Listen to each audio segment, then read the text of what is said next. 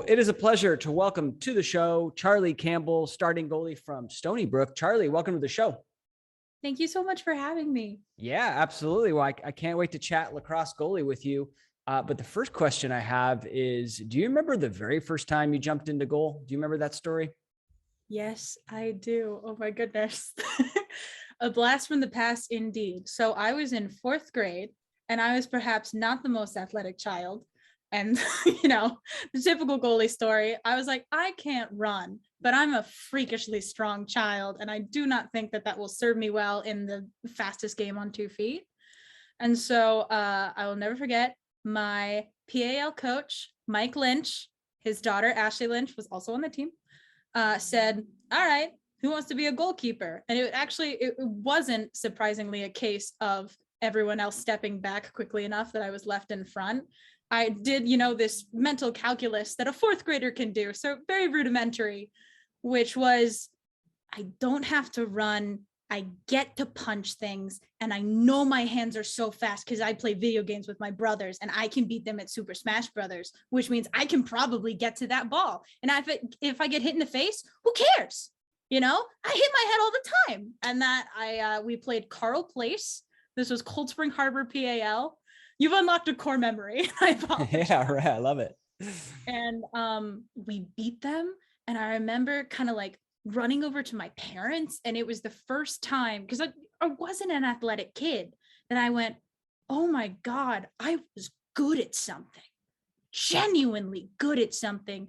And people who weren't my family were proud of me and happy that I was there. And I was addicted to that feeling of, yeah, people trust me to protect them, because I've always been very, very protective. I've always hated bullies. My younger brother's 18 months younger than me, but I was like, it's us against the world kind of thing. And just to find something that matched so perfectly with all these traits that I had it was a dream come true. Sounds like it was a perfect fit. You were destined to be a lacrosse goalie. You like protecting things, you like punching the balls, you probably weren't afraid of the balls coming at you, because that's kind of a common thing that young lacrosse goalies have to deal with is, right at the beginning when you're first learning, like someone shoots something at you, guess what? Your natural reaction is kind of like, to be scared. And it sounds like you were not. For most people, I'm sure their natural self-preservation would be, maybe you should move your face out of the way. Mine was to smash my face into the ball because I didn't know how to use my stick yet. And I went, if it hits my face, it's got to go wide. I'm absolute mess in a snowball fight now because I want to go and grab things. But I just went, there's a shield in front of me. This is going to look cool. And I wanted to be useful because I always felt like I was that very awkward kid that would bump into things. I was always hitting things. When I learned how to walk, my parents had this great story of I had bruises all along my forehead because I'd be looking at my feet and then I'd smash my face into a wall. And I just went, oh, but that could be useful. And it was just such a joyous moment of finding where you belong so young and just feeling so blessed because of it. And I just didn't look back. That's amazing. Yeah, that is amazing. Most people's origin stories of getting in the goal is, my brother wanted someone to shoot on and I hated it at first. And it sounds like, yours is the exact opposite, which is just so awesome. So you find this position, right? You're like, I love this. I'm seemingly good at it. I made some saves. I haven't even trained, but then how do you take that and then start to learn the position? What was kind of the process of how you went about learning how to actually make saves on a more consistent basis? Yeah, so I think like all little kids, I was holding the stick wrong. I was holding it as though you were going to clear it, as opposed to holding it like a goalie with your hand on the plastic. Yeah. And what was funny was, growing up on Long Island, lacrosse is a religion, and a very, very devout following it has. And being in PAL, all these parents are there and half the parents are coaches. And I, was very lucky for people to recognize, hey, that kid's actually pretty good and want to work with me. And my mom and dad were just thrilled that I was like, look at Charlie. Charlie's moving. Charlie's doing something outside of the house that isn't rolling around in dirt or catching frogs and scaring perhaps the older siblings with like the random things that Charlie finds. And I'll never forget it. Dave Gutowski approached my mother and said, "Hey, I don't know if you recognize this, but your kid's actually good, but I could make that kid great." And that was my, very lucky. And my mom, thinking about it and was like, you could get better. And I remember my mom saying that, when I first started playing lacrosse and I was like actually kind of good at it, she went, "I hope this opens the door, like that you could say like on your application to college that like you played lacrosse and like you were a team athlete kind of thing." I don't think she ever dreamed of me being started to getting recruited at the age of 11, and which is illegal now, thankfully. And I'm happy that it's illegal now. That was a scary decision to make that young. And I was very lucky to find coaches and move through that gauntlet. Like as you get older, you seek out other things. Like, all right, I have my foundations. Now I want to know how to be, picking off passes. Now I want to know, like, how do I get quick enough to stop the hardest shot that, I will see in my high school league, and Dave Gutowski was the first. I've also worked with Kristen Horty and Pete Mitchell. And, these people are just, incredible because they see every single goalie's form, in my opinion, is an amalgam of all the styles that they have seen. And as you go forward, watching goalies, Mallory Weiss and Sam Jackalone were a year ahead of me, right? And they were incredible. And I got to see them play a bunch. And I was like, oh, I like how Mallory Weiss is, so quick at picking off passes, because she was a lefty on a side that no one was expecting her to be, because people were used to playing righties, right? And, I loved Sam Jackalone's stance on 8 meters. I thought was so cool, and Devin Wills, God, I wish I could run. I can't. Moving on, and just, and Adam Gittleman went to, I'm from Lloyd Harbor, but Cold Spring Harbor is the high school that I would have fed into if I hadn't gone to St. Anthony's. He's freaking amazing. So like I got to go see him and just, trying to absorb as much as I could of different people who went, all right, naturally I'm predisposed to do this and I will perfect it because I know that means no one can beat me doing that. And, you pull pieces of each of these styles, you find these like precious stones essentially littered for you along a path that other people had paved and walked upon. And it's, it's just, I feel so lucky to be surrounded by so many amazing goalies that I've been able to be like, I want to do that. I want to do that. I know I can't do that, and, trying to carve out your own style. Yeah, I resonate with that so much. I mean, that's what I do. Like I surround myself with all these amazing goalies, yourself included, and see if we can't like learn something from every single one. Right. And like you said, like, I look at a goalie like Matt DeLuca in the PLL, 6'5" or something like that, plays super wide, like right. Like his legs are up on the goalposts on like angled shots, almost on straight on shots. He looks like an upside down football goalpost. It's amazing. I can't play like that. I can't play like that. Right? I know I can't. Yeah. I got Barney Rubble legs, man. They are short. I'm kind of tall, but that's all my torso. I can't play like that. But to see like the athleticism of different people and be like, all right, their body perhaps wasn't what people think of when they think goalie, but they're so good. Yeah. Despite being tagged with being unconventional. Yep. What about me is unconventional, and how do I make that a weapon? Yeah, I love it. So we got similar philosophies there. Also, yes, very much so. Shared love of Adam Gittleman. He's one of my favorite goalies because I'm 5'8". So like I got to look at those smaller, quicker guys and be like, that's my people. There we go. I am 5'10", and I'm pretty sure I was taller than him when I was in 8th grade. So love it. So I love how your mom was like, maybe we could put this on the college application which, to in all fairness, for a lot of goalies, like that is that's a strong element to put on your college application, even if you have no intention. I mean, I hope everyone listening to this has intentions to play college lacrosse, because it's an amazing experience. But even if you don't, like, hey, let's take and get from this game something. Mm-hmm. But and to anyone who's listening who's not sure, I believe in you. There you go. For it. There you go. You never know. You could be the JJ Watt of lacrosse. I love it. He wasn't recruited. He's amazing. You can do it too. Oh, there's stories all the time of kids not getting, any high school starts, or kids, just finding the position as a junior or a sophomore in high school later on, and then going on to do amazing things, either at the collegiate or at the pro level. So once a goalie like blossoms and finds their confidence, it can really shoot up exponentially, I think. Definitely. Don't you? Yeah. But you end up, what were the dreams that you had as that 11-year-old kid? Were you already thinking about playing lacrosse in college? When I started getting recruited, you mean? Yeah. Yeah, not when I started playing. You mean this a couple years later? Yeah, a couple years later. Yeah, because you started, you said in 4th grade, which is I started playing goalie in 4th grade. I started playing lacrosse in 3rd grade, which for Long Island is late. I apologize. That's on me. It should have been 1st grade. You're right. Yeah, there you go. Yeah, I remember.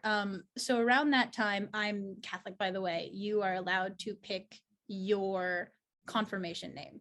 And for those of you who don't know, very quick rundown, you pick a saint, a patron saint of whatever resonates with you. So for example, my little brother, incredible writer, he chose St. Francis, not of Assisi, a different St. Francis, who's the patron saint of writers.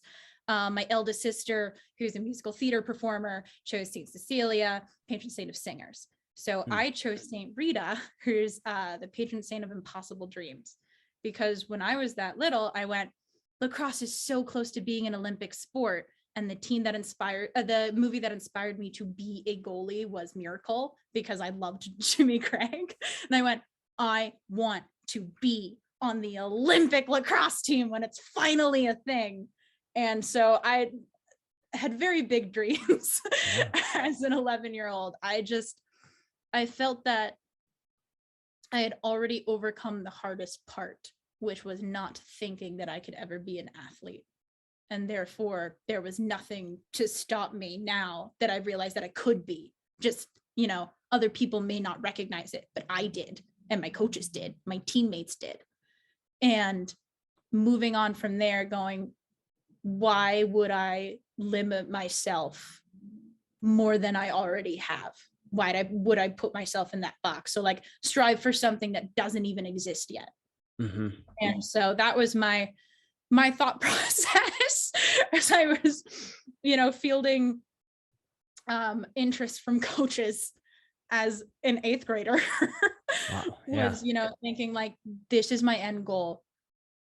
Firstly, does this school help me meet my career choice? And does it help me get closer to this dream?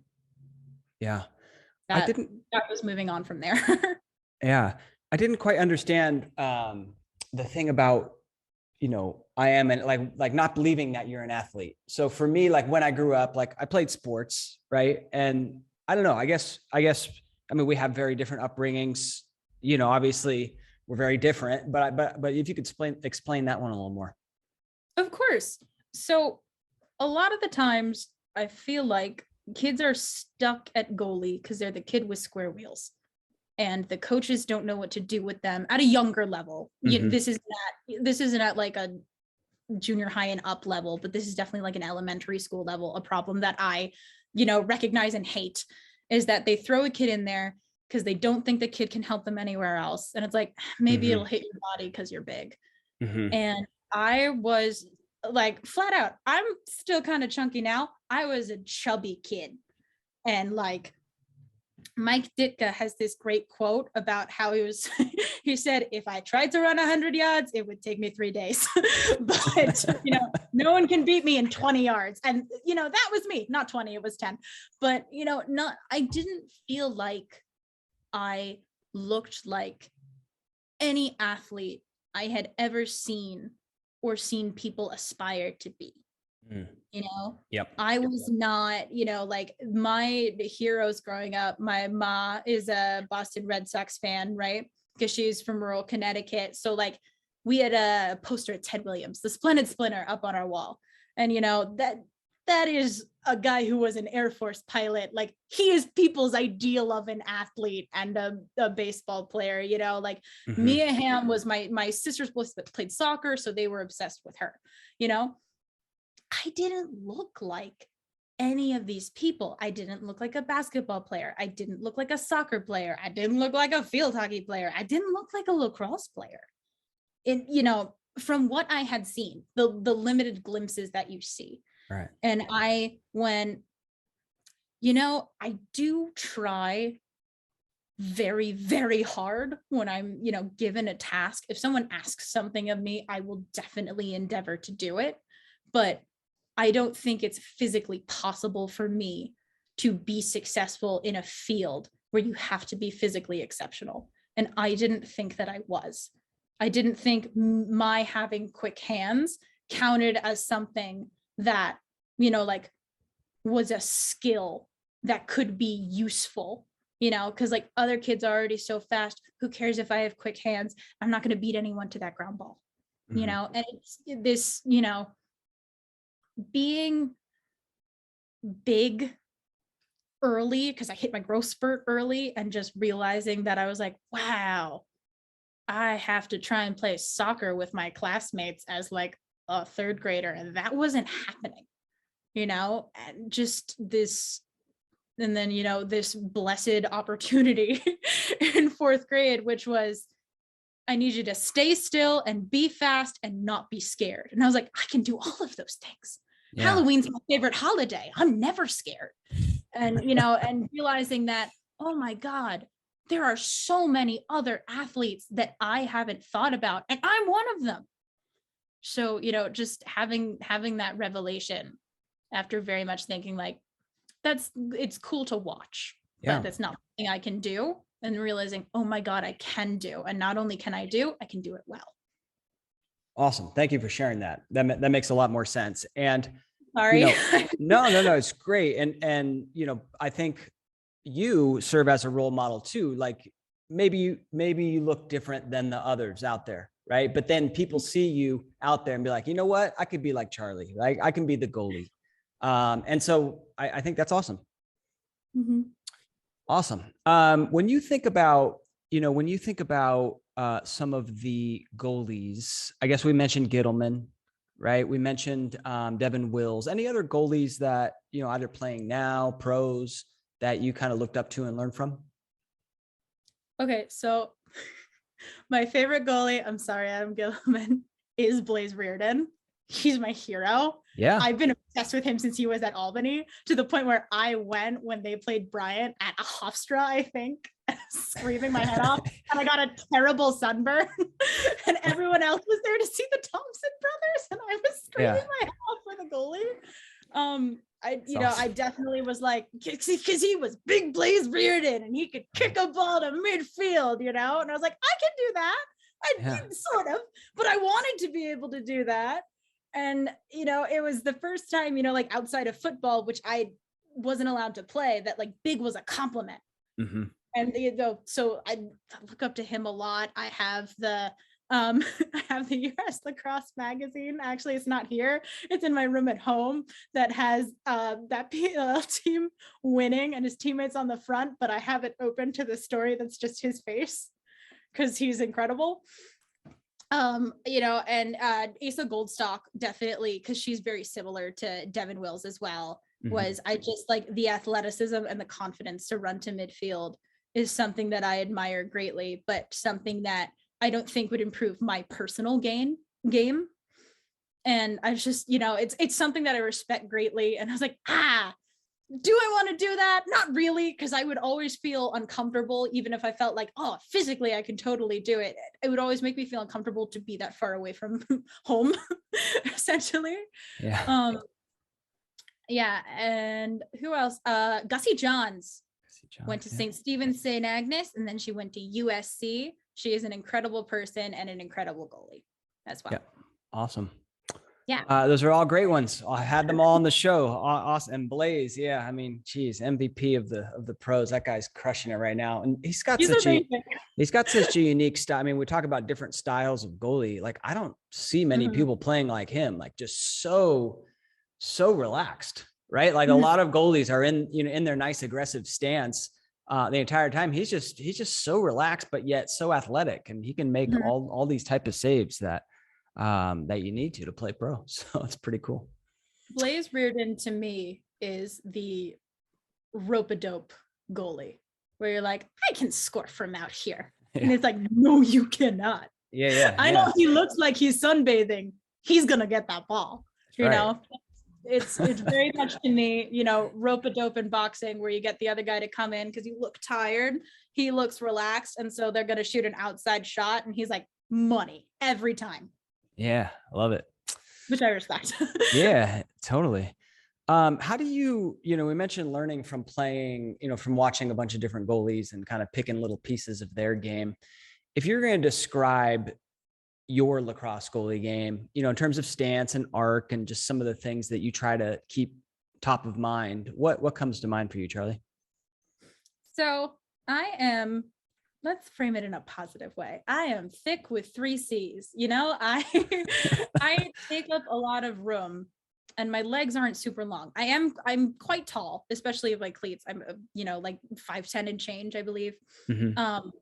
And so I will have, with my shorter legs, I definitely have a lower stance because I like to be, very, very centered and feel like I can explode in either direction without having my legs too wide as to be doing a split and not being able to move at all. And I feel that I tend to favor a sort of very much crouching, lying in wait stance. I am not someone who looks relaxed in goal as though they're just hanging out. Mm-hmm. I very much feel that my intensity is something that I can't really shut off, so I need to utilize it as much as I can. So I want to look ready. I want to look ready, and I think that it's a great tool personally to always look ready so people think twice before they shoot. Yeah. And the most amazing shooters will not think twice. But if you can discourage, my parents call them saves by omission, when someone's trying so hard to hit a perfect corner that they shoot it wide because they know you're going to get to it if you put it within, range of your body. If it's not a perfect painting the pipe, clangs off, then clings in, then it's not going in. That's what I try to cultivate, that feeling, that sort of discomfort in attackers, because I want them to look at my face and realize that, this kid thinks that they can save it, and I realize that I have like this 1,000-yard stare when I'm in goal. I've seen pictures of myself. It's quite frightening. But I think there's something about giving the attacker their proper respect, but not being scared. That is, I would classify my stance as. Nice. Yeah. I mean, there's certainly something to be said about a goalie who can be like intimidating in their stance. Like, I can look at 2 pictures of 2 goalies, right? And just look at one, like, that goalie's better, just based on the body language of the stance. Right. Mm-hmm. So I think you're definitely onto something there. Yeah. If you've ever seen like stills of Taylor Moreno, Mm-hmm. she is ready to go. Mm-hmm. She's not hanging out leaning against a post ever, and I've seen her all the way through high school and then through college.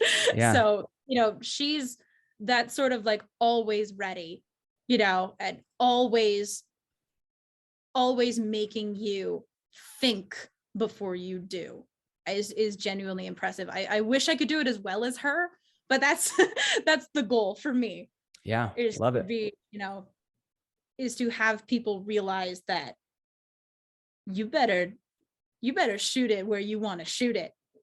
because you can't, please just don't toss it in because that kid's got a chance. That's what that's how I want people to feel. Yeah. I love it. I feel that. I feel that. I'm not shooting on you, but when I watch your tape, I feel it. So it's coming out. That's awesome. So you start getting recruited really young, end up, at the University of Virginia. I'm curious, how the recruiting process went for you. For the entirety of college or specifically for UVA? For UVA. Yeah. Let's talk about UVA first. That just, from the moment you started getting recruited to why you chose UVA with some other schools you're looking at. What was it about UVA that you liked? Yeah, I spent 5 years there. So clearly I must have liked something, right? Yeah. It's so strange to be sitting here and going, I'm a 6th year, and realizing that I'm 3 months away from never being a lacrosse goalie again. And then parsing through all these memories and going, yeah, that was nice. So I started getting recruited by UVA when I wasn't in 8th grade, I was in 9th grade. Julie Myers waited a year. Mm-hmm. And I did the circuit of camps because I think this comes from being one of 5 kids. I kind of was very much like, well, who's going to want me if I don't run in front of everyone and try and get their attention, and I'm the 4th of 5 kids. So when someone gives me attention, it's on, I will claw to hold on to it. Yeah. And so the University of Virginia was this, just like incredible package deal of, I want to be a general pediatric trauma surgeon. So I wanted to go somewhere that has a robust pre-health system. Mm-hmm. And, and if I was like, what if I like the school a lot? Maybe there's a medical school that's right there, and the medical school in the University of Virginia in Charlottesville is genuinely right there. If you're on the lawn, which is, if you Google a picture of University of Virginia, the picture of the rotunda and the lawn is what's going to pop up. Not even half a mile down the road is the UVA hospital, which is the center of the Thomas Jefferson Health District. And I went, this is perfect because maybe I'll be able to get internships at the UVA hospital. Maybe I'll be able to like shadow doctors, if I wanted to stay for a summer or something like that. Wow. I was very much looking for this pedigree for lacrosse because I didn't want to like sound arrogant, but I was like, okay, all these adults are paying attention to me. Clearly there's something here that I bring to the table that has value. And, why would I sell myself short on that? I didn't want to be arrogant and overthink and think that I was better than I was, but I was like, clearly people wouldn't be paying attention to me if there was nothing there. So I wanted the lacrosse pedigree plus a robust academic reputation that I knew would be able to help me pursue my goal. That's amazing. And, thanks. Yeah. And UVA was that, UVA had UVA, if you've ever been, it's, brick and the white trim buildings with the columns. So I see you shaking your head. Every single building at the University of Virginia is brick, and it has white trim, and it will have columns on the outside of it if it's a bigger building. If it's not, it will just have like a white marble front. And so my childhood home was a big red brick house. And I was absolutely, walking through campus, I was like, oh, this reminds me of home. Isn't that nice? Kind of thing. And that was just like an added bonus of, not only is this, such a perfect launching pad for my dreams, but it also had, enough of things that I was familiar with to taste a little bit like home, like when you try to imitate your mom's recipe and it's not quite perfect, but it's close enough that you still feel that wave of nostalgia and you do feel comforted anyway. That's how I felt looking at the brick buildings at UVA. That's awesome. Yeah. And then lacrosse wise, you show up for your first taste of college lacrosse. The games got probably a lot faster. I'm curious, how did your goalie game develop? Do you feel like you got better? Do you feel like you made some changes to your goalie game? I made some changes to everything essentially. So I tore my ACL as a senior in high school, and No one remembers that I did that because I am insane and I put on a brace and I finished my high school season anyway. Wow. And we won the Catholic championship. And if you're in the Catholic League on Long Island, that's it. You don't go to states. So our championship was on May 14th and my surgery was on May 16th. Wow. So I went in my first year of college recovering from that, which meant that I wasn't doing much of anything, but it meant I got to observe everything. And Yeah. I am very grateful for, you know, being able to look at the two goalies that were there. You know, Rachel Vanderkolk was a starting goalie at the time. And, you know, just watch how the coaches worked with them and watch how shooters shot and how they, you know, seeing all the tendencies on my team. You know, Casey Bear, for example, was on that team and I went to high school with her. So I knew her tendencies pretty well. In college, Casey was, you know, the shot from Mighty Ducks where you hit the goalie so hard you could bash him back into the goal. That was how Casey Bear shot. She shot and she didn't care where you were because her shot was strong enough that if it pings off you, it's probably going to go in anyway. You know, versus someone like Maggie Jackson, who would look at you and just swirl around her defender in this incredible, you know, graceful display and then just pop it around you. But she could also shoot with so much power because she truly analyzed where the goalie was standing and how confident the goalie was. And I was like, wow, you know, people are actually looking at me to see what I'm going to do, you know, as opposed to high school where people were like, I'm calling my shot. You know, we had a lot of Babe Ruths in high school where they were like, this is where I shoot and it will remain where I shoot because it has worked so far. Because, you know, teenagers tend to set into routines pretty well. Sure. But now I was playing with, you know, grown adults. And that was definitely a shift, you know, that I got to observe and then sort of recover. And I was playing again by the spring, but, you know, with the leg brace on, you know, not full 100%, but being able to like get that first taste of, you know, people shooting on me and, you know, despite the leg brace, despite the recovery, kind of being able to hold my own, which was interesting. And then people going, oh, all right, this is more of a challenge than I thought. And then, you know, my ass ended to me. And I was like, all right, these are things to work on, you know? Sure. There's probably a tendency, you know, there's a natural tendency when you get hurt to want to get back out there. And, you know, I'm sure you felt it even more being like, these guys recruited me. Like, I want to show them what I can do. Right. And you show up and you're hurt and you can't show them what you can do. Right. You know, what are some of the mindsets that you thought about to not like just run out there and get back in and kind of re-injure yourself? To make the foolish decision. It's impossible to quell that feeling. Yeah. You wouldn't be playing in college if you didn't want to spend every minute out there playing to your fullest. You wouldn't. It's too hard. It's too much time out of your day. It is too many, you know, tears, too much blood, too much sweat. You wouldn't do it.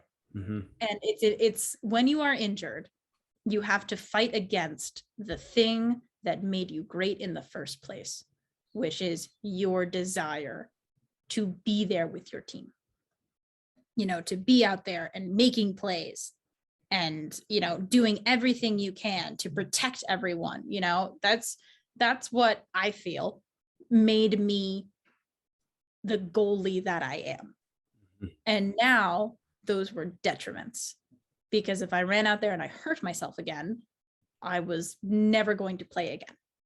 You know, popping that ACL, you know, the middle third of the patellar tendon that replaced my ACL off my leg again was going to be definitely a career ending, not just season ending injury. Wow. And it's so frustrating to sit there and go, I have 5 screws in my leg holding everything together. I'm tough enough. I want to, but you have to realize that not everything is right then. And it comes with depression, it comes with pain, it comes with this, you know, awful, roiling, sick feeling in your gut that you're not trying hard enough. And that's a cardinal sin amongst athletes, is lack of effort. Yeah.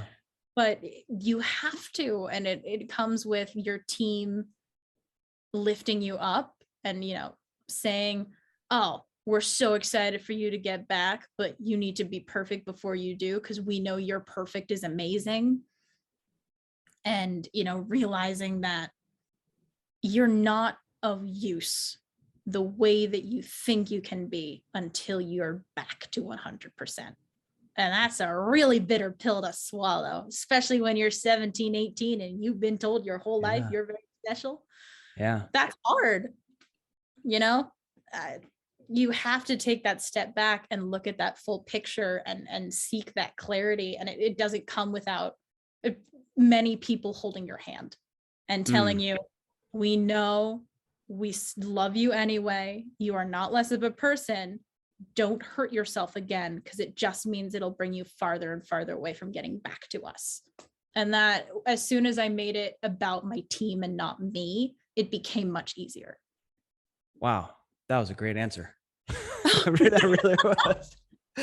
I've never heard it explained that way. And and a lot of goalies, unfortunately, have gone through the same thing that you went through. And you're so right. It's like, you wouldn't, you know, you're sort of fighting your nature.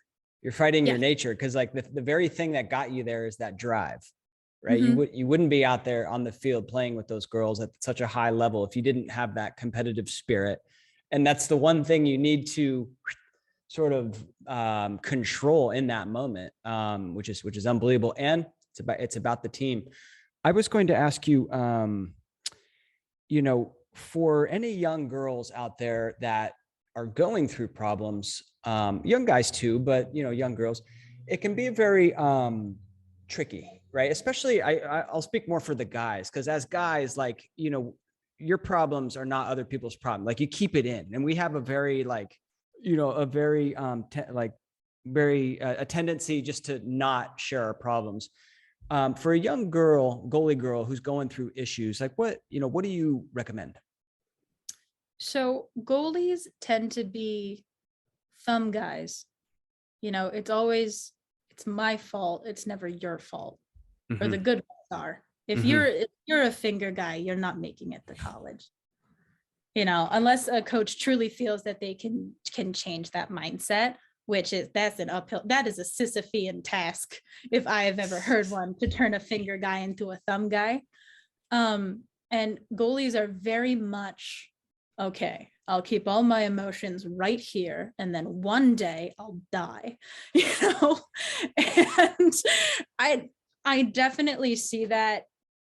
We feel that, I think particularly on the female side, or if you're perceived as female, you have to be so tough all the time, because you are probably the one that ends up on someone else's highlight reel the most. It is always your fault if the team loses, even if it wasn't, it's your fault. I remember I had a game, the best college game of my career, I lost. I had 18 saves in the Carrier Dome against Syracuse. I lost 15-11. And I still felt that it was my fault. I didn't care that I had the best game of my career. You know, the L's next to my name. You know, the W and the L goes next to the goalie. That makes it our fault. You know, but I never feel like if the W is next to my name, it's my win. I always feel responsible for the L. And I feel like a lot of goalies feel that way too. Because 100%. When we make a mistake, it's so obvious. The score changes, music plays. If you're in an enemy arena, you're on the Jumbotron looking like an idiot. As you know, someone does a BTB that, you know, one time Charlotte North does what Charlotte North does and scored on me, running through 4 of my defenders. And I'll never forget it. Gwyn, senior captain, turned to me and went, "That's going on Sports Center." And we just laughed, because you can either laugh or cry, and I'm an ugly crier. But there's definitely so much pressure for it to be all your fault. And therefore, because, they couldn't win if they couldn't score. And that is, I think, the hardest hang up that goalies have, because it's my fault. And if I was faster, if I was quicker, if I juggled more, if I did more footwork drills, if I wasn't, so much of a coward that, I couldn't run out and try and make that pickoff, we would have won that game. And it doesn't matter if it's true or not, because it's true in your head and your heart. Right. And so interesting. Yeah. It's like, it's so common. That's such a common thing, right? It's like, when is a team lose as a goalie is like what I heard just described that, because you take those losses and it doesn't matter. Like, you can tell a goalie that, hey, you save 50%, like that is great. That's right? awesome. That is awesome. It doesn't. And you don't think about half of the saves, you think about the other half. But I don't know, any lessons that have helped you overcome that? This is going to sound so trite. It sounds like something that Jason Sudeikis would have said on Ted Lasso. And he said something similar, because he tells one of the players to be a goldfish. Happiest animal on earth, 3-second memory. The most important save is the next one. And I know that, there's going to be someone who just lost in overtime because it's the sudden victory now, going, it was not the most important save, was not the next one. But you cannot live your athletic or normal life with your back facing forward, backpedaling, looking at all the mistakes you've made. You are never, ever going to see the opportunities that are coming if you are constantly checking over your shoulder, trying to think of a way that you could go back in time to fix it, because you're not. You are never, ever going to be able to go back and fix it. You can go forward and fix it for the future. That is all you can do. You can watch film, you can cry about it, honey, eat chocolate. I definitely do that after losses. But then, you have to roll your sleeves up, you bring your lunch in a pail, and you keep going to work, and you fix it for the next time, because then you won't feel like a failure. Love it. I do. Yeah. There are so many kids that, and I'm one of them. I punch myself in the helmet. I will smash my stick against the pipe. And it is not the most mature thing I have ever done. But just feel that anger and throw it down into the ground and out through your feet. And then harness all your energy and go for the next one. I love it. I'm It's like, all you do. Yeah, I would take the crossbar of the shaft and just hit myself like 3 times hard in right in the face mask, and it woke me up, and let's go and get back to work. I love that. Yeah, right on the temple. That's mine. I know. I got some video we got to talk about that in a second. Anyway, that was a great answer, but I would love to hear. So you have a nice career at Virginia. You redshirted that first year you talked about due to the injury. So you still have another year of lacrosse, or I guess 2 years of lacrosse. Yes. So here's how the math worked out. I had a 5th year from the ACL, and then COVID happened. And I will never forget it. Syracuse had flown down, and the only reason we weren't pulled off the field was because we had a nighttime game on Klockner. And Syracuse was there. We literally waved at the bus as it came in, because we're all friends. 2 of my travel teammates were on Syracuse, and Asa Goldstock, who I knew was on Syracuse at that time. And then the world stopped. And I think it was 2 or 3 days later. It was by the end of the week, because I believe that was a Wednesday. And Yeah. then by Friday, the NCAA went, we're not adjudicating anything. All of you can come back. Everyone gets the year of eligibility back. So that's how I'm a 6th year. Yeah. And then, so you finish up, like, I guess your degree at Virginia, right? I got And 2 degrees at the University of Virginia, but yes. I take it back. You finish up your 2 degrees at the University of Virginia. I didn't mean to sound like a pretentious jerk. No, that's awesome. I got my undergraduate degree and then I got a master's degree. Awesome. 2 degrees, but then you needed more, and you move over to Stony Brook. So what went into that? I would argue I moved back to Stony Brook. True. I'm back on Long Island. From Long Island. I'm from Strong Island, baby. I genuinely, I met precious people and had precious experiences at UVA. And this is no way a negative reflection of the University of Virginia. But I wanted to be home, and I wanted to be somewhere with people who thought and felt like me. Because the thing that is so incredible about Stony Brook is that everyone's heart is on their sleeve, and it is cool to care. I don't feel like I'm playing with fire when I'm in those practices. I am playing with napalm. It is incredible. I've had captain's practices that were more intense than games I've played. And everyone you'd never have to sit there and wonder, I wonder if, Claire's as into this as I am today, because it's obvious. Of course she is, or she's more, and you need to catch up.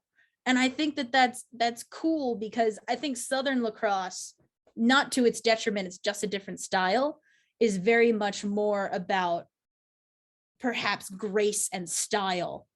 And, like this very like analytical placement, and almost like kind of trying to make the game graceful in a way, as opposed to up north, where if it's more of a, hey man, I'll go through you, I will truck you. It is much less about finesse, I have found, than it is about strength and power. And I don't think you can have a successful lacrosse team without having both elements. Yeah. But I definitely wanted the dominant element to be, I don't care if my heart explodes, I'm getting to that ball, as opposed to, I will craft the perfect play so that I have rebounders everywhere. And so that, I always have someone in position I need it, because sometimes you need heart. You need heart more than you need, hyper analytical planning. Yeah. Love it. A perfect case in point is we had a midweek scrimmage that meant nothing, by the way. This wasn't for like one team doesn't have to run. Genuinely meant nothing. We all run at the end of practice. And I am in goal. Kelly George is streaking down the alley after a failed clear by my team. Oops. And she is throwing it into the center, where Erin McCory and I both look at each other and then dive and go freaking airborne, and we collide in midair, and I go flying, and Erin somehow stays on her feet, and I don't know how. I think she's part cat, but we dove like it was the last ball in the national championship, and it was a Tuesday afternoon practice in a week we didn't have a game. Love it. And I just wanted to be in an environment where it was, I don't care if I had perhaps like that beautiful sports center play. I want the intangible, I'm so strong that I will wear you down kind of play. Love it. That's awesome. Yeah. That's it's awesome. Just two different styles of the game, both Sure. of which I think are beautiful and valid. I definitely wanted that Long Island gritty anger. That's what I want. Yeah. I love it. Well, and you're right. Even if your team, is not on Long Island, you still need guys or girls like that. I know I mean, we had just bruisers on my lacrosse team, you know, guys that would get in there and throw bodies around, and you need that. And then we'd have guys that, you know, were smaller and quicker, and once per practice they'd pull off this move that you're just like, oh my goodness, like, you know. So like you gotta have a little bit of both. But that's what's so beautiful about this game is like, you know, those two types of guys or girls can succeed at this game. You can be 5'10" and larger and be a great goal. You can be 5'8", you can be 6'5", you can be anything, which I love so much about the sport of lacrosse. Yeah. Are you Taylor Cummings or are you Kayla Trainer? Exactly. Both of which are amazing freaking players. Yeah. No, there is no wrong way to play lacrosse unless it is without effort or love. Boom. That's the only wrong way to play the game. Love it. Yeah. 100% agree. I've got some tape of your Stony Brook game against Syracuse. Could I ask you some questions on the saves? Absolutely. All right. Let me share. Hang on. Let me get it up here. It's all you. Yeah, I need to share the sound too. All right, can you see this? Yes, I can. All right. First thing, Charlie Campbell gets the start in net for Stony Brook. Oh, it was a little bit of a goalie competition for this. Talk to me a little bit about the dancing. Talk to me about the dancing in the goal. I love it. I am a very tactile person, and I stole this from the Pittsburgh Steelers kicker. And I genuinely am someone who just flushes with adrenaline before a game. And sometimes having too much adrenaline can be to your detriment. Mm-hmm. And I have to, whatever I feel is excess energy, something that's not going to help me move to the ball quicker, instead it'll make me jumpy, you got to let it go. And what better way to do that than dancing in the Carrier Dome? There's music blasting, the lights are going, you know, it's a discotheque. Might as well be. And I just try to, I think what I kind of lost partway through my career, coming back from an injury and putting all these, you know, starting for the first time in college, was I lost a little bit of the joy that lacrosse gave me, because I put all these expectations on myself. And the shoulder shimmy is very much me going, oh, that little kid who fell in love with this game is definitely still in there. And you know what you got to do? Dance like a grandma at a wedding. That's where that comes from. Love it. Love it. Yeah. Well, we'll check it out later too. Cause when you get in the 8 meters too, there's a couple times where you give it a little shoulder shimmy. But yeah, I'm 100% for goalies dancing. I think that's how, I mean, it just, to me, like, it tells me that you're having fun, you're loose. And when you have those two elements, you play so much better. Mm-hmm. We all just want to be Brett Queener at the end of the day. Don't we? Ain't that the truth, right? A different bird. That's right. All right. So it could be the angle here, but it looks like your throat guard's really low. Is it just the angle, or like, is that how you like to wear it? This is a new type of helmet that I'm wearing. Stony Brook is sponsored by a different gear company than UVA was. So I'm used to the ones that are attached with like the felt looking straps. Yep. This is how it was given to me. I burned the ends of the string so it wouldn't come undone with my handy dandy lighter. And I definitely understand. I've definitely seen people go, that looks really low. Could you get hit in the throat? Right. And the other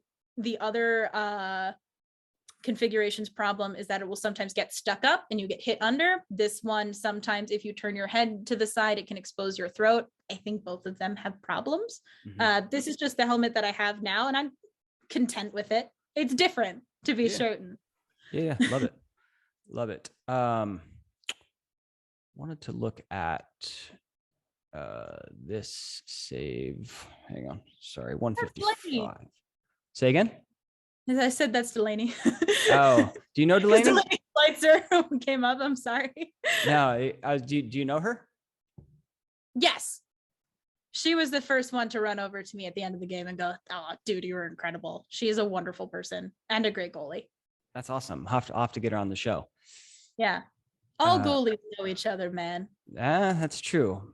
We all know each other. We're all friends. Yeah, let's watch this play right here. Harshak. God, what a player. She's incredible. Be a similar approach here for try number 2. Check out that windup. Here it comes. Another save made by Campbell. What a save. So 8 meter, like I said, boom, little bit of a shoulder shimmy. I mean, that's also like, let's be honest. I mean, that kind of like intimidates the shooter a little bit. Don't you think? If it doesn't make them angry, I'm sure it would either confuse or intimidate. Yeah. I mean, you're like, what's up? You're about ready to take an 8 meter. I'm just over here chilling.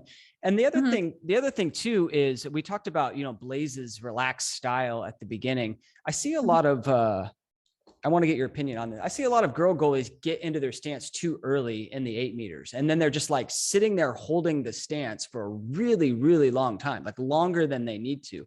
And I feel like the more that you're in that stance, like the more, unless you're just kind of like still moving in it, but like the more tight you get, right?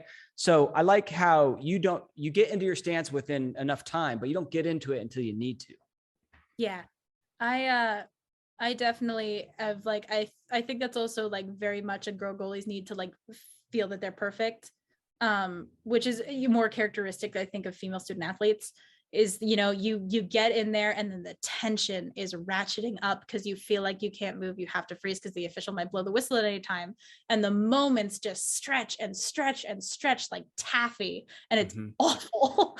So I give myself that extra second, that extra like movement to just kind of like recenter myself in my own body and just kind of breathe in, breathe out, go.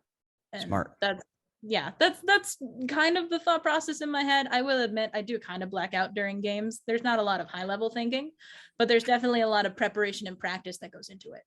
Yeah, love it. The other question I wanted to ask is, so she's doing this like wind up thing, and you see like Charlotte North do that. You see, I'm sure a lot of girls do it. It seems very distracting for me. It's kind of like, the basketball free throw where everyone's like behind, like waving their arms. With the vuvuzelas and the yeah. How do you stay focused? What are you looking at here? Are you just are you trying to follow the ball and the stick? Are you focusing on something else? I think much as she was not looking at me when I shimmied, I'm not looking at her wind up necessarily because I know she has to stop before the whistle blows. And I think that's a way for shooters to center themselves before they shoot. And I mean, if you want to follow it like a golden retriever follows a ball, like you are more than welcome to. I'm not about to say that it's the wrong call, but I definitely, you can see she has to stop before the whistle blows because she has to be still. And then she actually goes into a windup that I will track. Yeah. And she shoots right at the 8 meter. If you're just watching the audio, I mean, she takes like one tiny step in, but then rips it right at the 8 meter. Little crow hop. Are you reading her body language, or are you just purely reading the shot and then reacting to the shot? Cause she rips it. I mean, this thing is headed right for the lower corner. I mean, this could be a pipe. This could be one of those hit the inside of the pipe, go in goals, and you get there with your foot and your stick. Unbelievable save. Thank you. That's very sweet. She got the first 8 meter like that, and it actually banged off my foot and in the goal, and I was furious. And that's the worst. I was lining up for this one, and I went, "You are not getting that again," because I was so mad because I was there. She is an incredible shooter, and I'm sure if she shot that 8 meter, 8 times out of 10, it's probably going in. But the way that she whips it around her body, and kind of her stick is hidden very well behind her on the initial windup, but on the shot, she brings her stick outward, almost like not quite a worm burner because it's higher than that. But I tend to forget about the person who's holding the ball. I'll take stock of it when the 8 meter is called and go, your tendency is to shoot here, but I'm not going to guess that you're going to shoot there because my assumption is that you knew I knew that. I just tend to look at the stick, especially when someone sets their feet as she did, where, if I don't know if the microphones picked it up, but you literally hear Reina Sabella, who is on her it's my right. So Harshak's left yell shooter and me yell shooter, which means she's going from the 8. You know, when you have a stance like that, you're gonna grip it and rip it. So It's true. Yeah. Yeah. Awesome. I Great tend to save. just look at the release from the stick at that point. Yep. There's this play right here that I've never talked about. Well, let me show you the play on this podcast. Oh, the pass to Sam Swart. That Yeah, because it's when I was watching this. Well, let me watch the play real quick. Watch list players on this Syracuse team. Puts it in on net, and Campbell grabs it with the big spoon. The big spoon. So, so many times you see this type of play go in where the girl she's passing to a girl right on the crease, right? So she passes it to her, and the girl misses the shot and misses the pass. And if you don't make this, and then you have to make a save, right? Because it's coming right towards the goal. And I've given up a lot of goals like this where like there's a pass and I'm getting ready to make a save on the person who's going to catch that pass, and they miss the catch and it goes right in. So I feel like as a goalie, you know, when the ball is coming at the goal, you have, even if it's a pass, you have to treat that as a shot. What's your thoughts? So this is an incredible play by Reina Sabella, who gets her stick out and on the ball as she's trying to pass it to Sam Swart. Yeah, the girl who's your defender.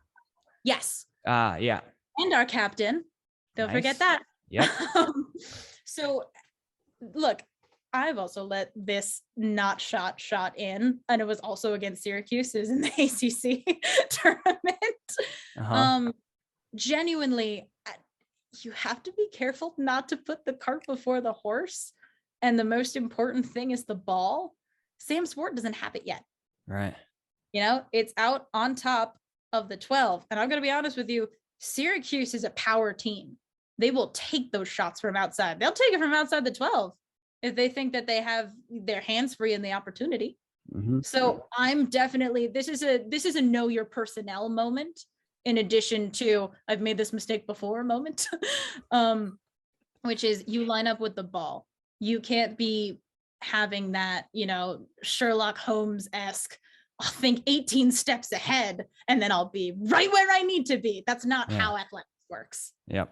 So you have to be lined up with the ball and ready to go get it, as opposed to thinking, oh, that kid's coming in and that kid's coming in. You need to know that they're there, but the ball's most important first and foremost. Yep. Love it. 410. Sure.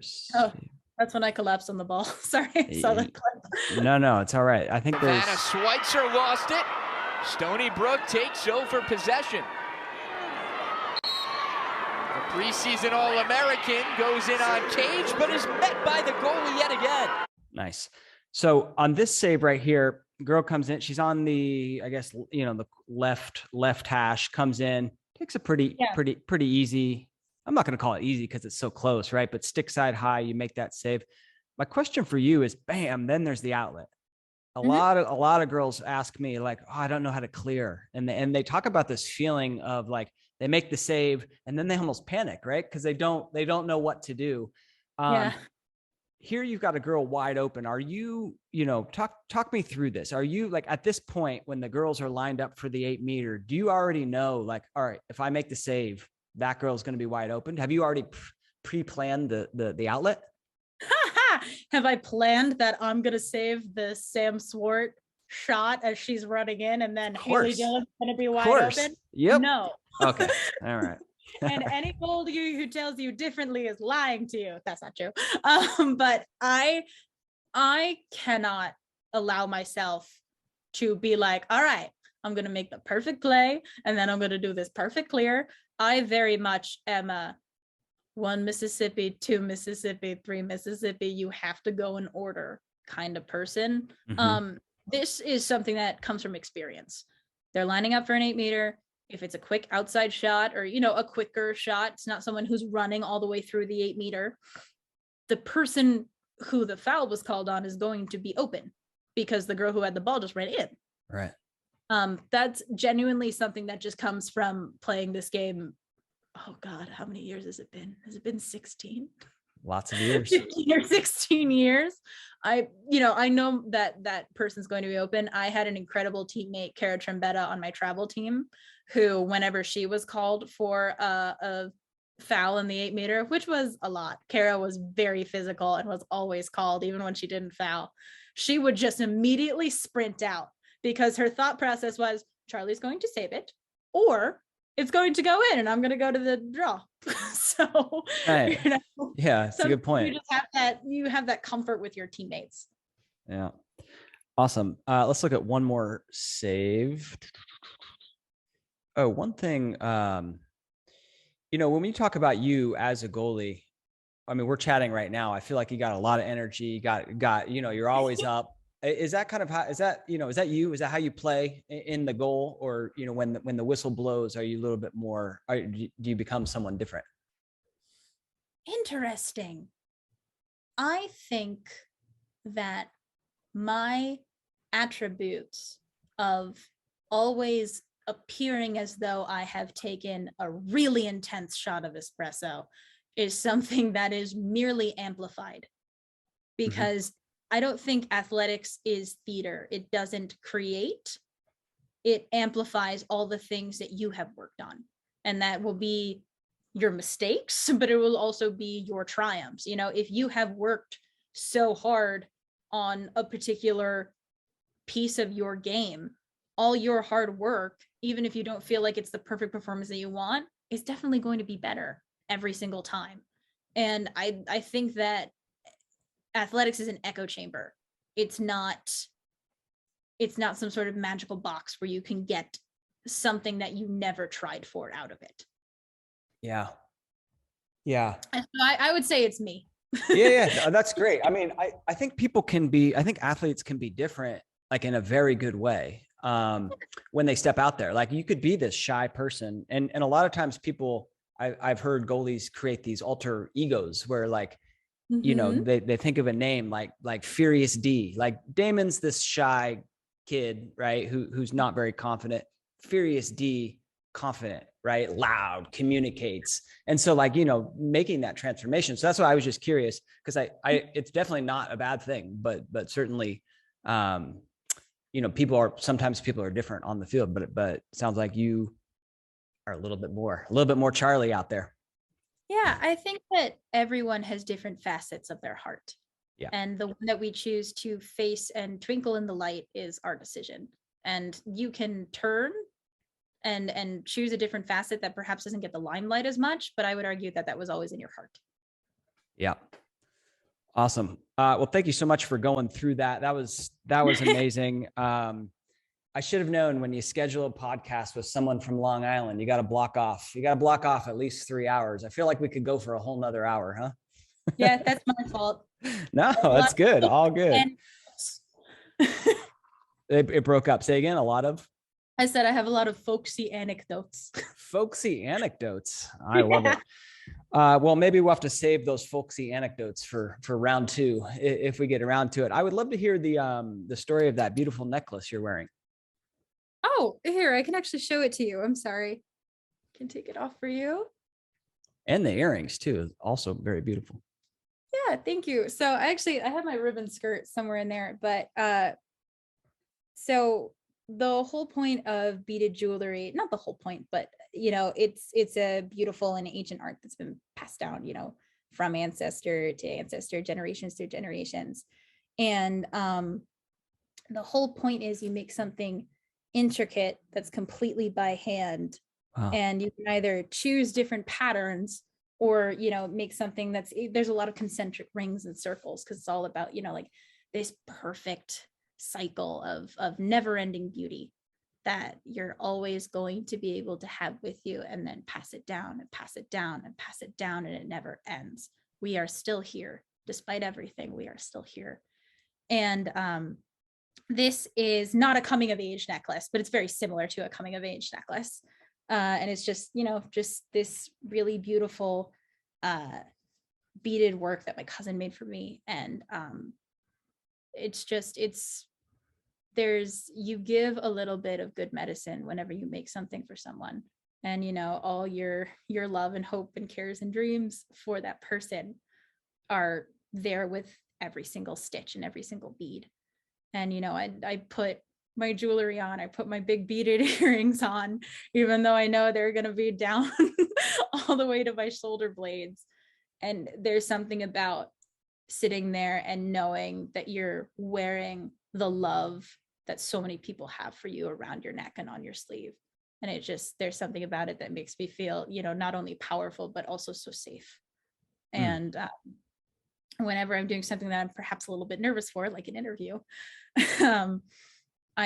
I want to sit there and remember that, you know, there are people who love me, which means that I can't be a bad person all the time. And, you know, clearly there's something of value that I can give and want to give, because I found joy, and shouldn't everyone be happy? That's what that necklace represents to me, and these earrings as well, because they match. That's amazing. That's amazing. You said something there that, you know, there's medicine when you make something for someone.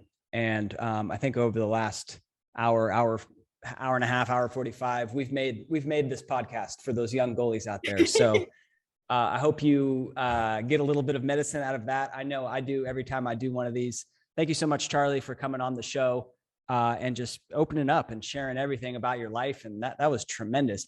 If you had to leave the goalies out there with one final piece of advice, what would that be? That's an excellent question. Firstly, thank you so much for having me. This is not an experience that I get a lot of the time, and I feel very honored, but also very humbled to be a part of it.